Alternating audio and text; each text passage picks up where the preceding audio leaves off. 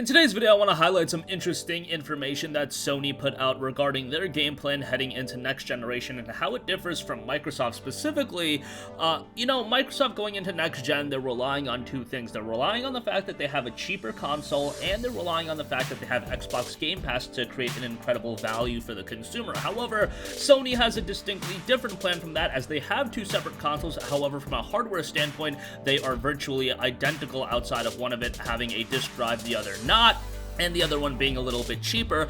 But Game Pass aside, they have PlayStation Now, but PlayStation Now is nothing compared to Game Pass, where Game Pass offers you the first-party titles the day they release. Sony is not going to do that, and I understand why they aren't going to do that, but let's look at what they actually said. First of all, let's talk Game Pass, because this came out yesterday. The president and CEO of Sony Interactive Entertainment has said that a Game Pass system similar to what Microsoft is backing doesn't make any sense for the company, and therefore won't be pursuing something of this nature for the PlayStation 5. Speaking with GamesIndustry.biz following the PS5 showcase last night, Jim Ryan said that such a model would be unsustainable for Sony's PlayStation studios, and here's exactly what he noted.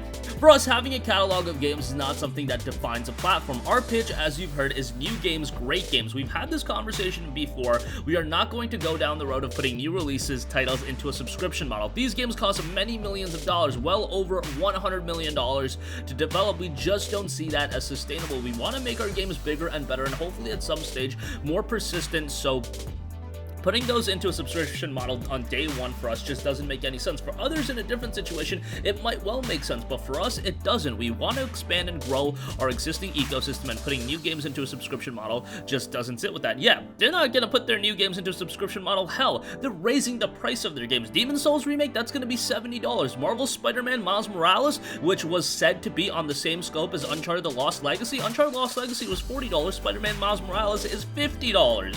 So they're obviously heightening the price of their game, probably to attribute for the fact that there's also a heightening of development costs for these grandiose projects. Now, obviously, Sony isn't going to completely go away from that catalog style of game releases. They have PlayStation Now. They're going to have the PlayStation Plus Instant Game Collection, and those models are good. I kind of wish that they would consolidate all of those games onto one platform. You know, these days, we got PlayStation Plus, we got PlayStation Now, we got EA Access, we have all these different subscription services, and sometimes there's some crossover between the subscription services as well, kind of lessening and mitigating the necessity for having all of the subscription services. But nevertheless, you guys get the idea.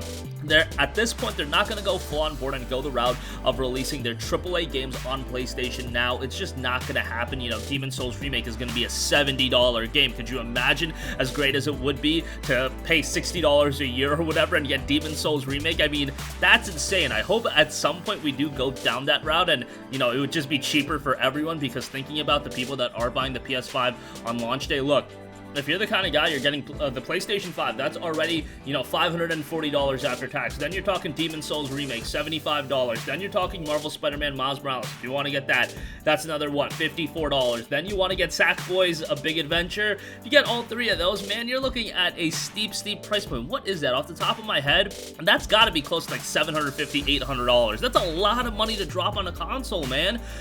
And someday I do think it's going to be like, we're going to look back and maybe gaming goes the route of Netflix, where we do have this subscription service and games are so much cheaper. I don't know, but yeah, like just thinking about something like Game Pass, and I look back to when I was in high school or even middle school and we had to spend so much money for these games, and then a service like Game Pass, oh my god, I'd be an absolute fiend on Game Pass, or even PlayStation Now if I was back in middle school or high school, and you know, you're on a super tight budget, and services like that make all the sense in the world. And if we ultimately get to a point where games on day one are available on a service like that, it would be great. However, as far as the foreseeable future, that is not going to be Sony's MO, and I completely understand where they're coming from. Also, the idea of two distinct hardwares in the sense of Xbox Series S and Series X. Series S is considerably less powerful than the Series X. PlayStation 5 has two models, a digital edition and a disc-based version. However, the guts of the two systems are very similar. They're gonna be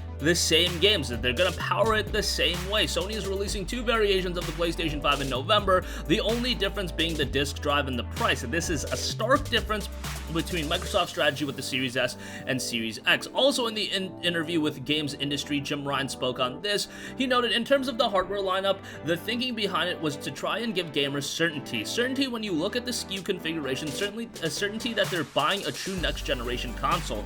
The developers need to be able to work in an unconstrained manner, and they've been telling us for over a year now that PS5 allows them to do that. Equally, they've been telling us how intrigued and delighted by the PlayStation 5 feature set they are. All in all, we have tried to minimize or avoid compromises in the architecture of the systems. Now, I like the idea of the Xbox Series S. Look, if it's going to be a console that is going to be able to play all next-generation titles from third parties that are next-generation exclusive, that is highly appealing to someone to charge $300 for a console like that. However, does that mean that games overall are just going to be a little bit lesser from third parties because they do have to work in the confines of the Series S? And is Microsoft going to push to all developers, hey, the game needs to be on the Series S, lessen the quality if you have to, get it on the Series S however you can? Now, I don't really understand the nuts and bolts of what's inside the Series S, but if it's $300, I imagine that it's going to be a little bit less powerful than the Series X, or quite a bit less powerful. I'm sure, you know, they're undercutting themselves quite a bit to get the Series S at $300, but it'll be interesting to see how ultimately that turns out.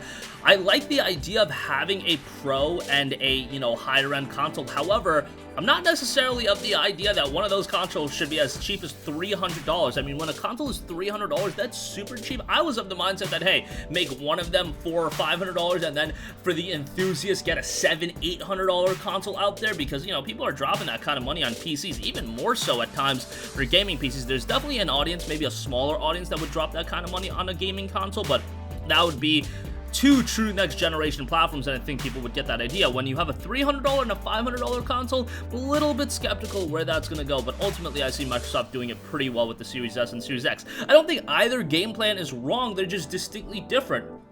Game Pass and Xbox, they're gonna try to get you gaming at a very, very low price point, whereas Sony, they're building these high-quality experiences. Man, you're not seeing that Ratchet and Clank, that Demon's Souls, that Spider-Man Miles Morales. You're not seeing a God of War Kratos, or Ragnarok, I should say, and all of these other games that are available on the PlayStation 5. Maybe Microsoft will get there with the releases of games like Fable 4, Forza 8, and all of these other games coming out.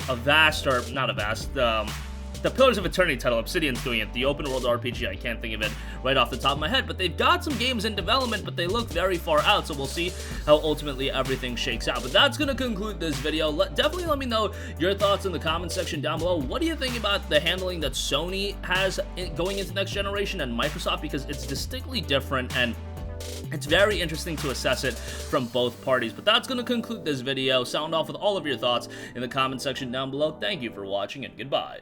Hey guys, we hope you enjoyed the video, and if you did, make sure to hit the subscribe button, and if you're already subscribed, do us a favor and hit the bell icon. This way you'll be notified whenever we post a new video. That's the best way to keep up with all of our uploads, and we usually try to upload 2 videos a day. And with the bell icon hit, you'll be notified whenever we do upload a video. As always, thanks for watching.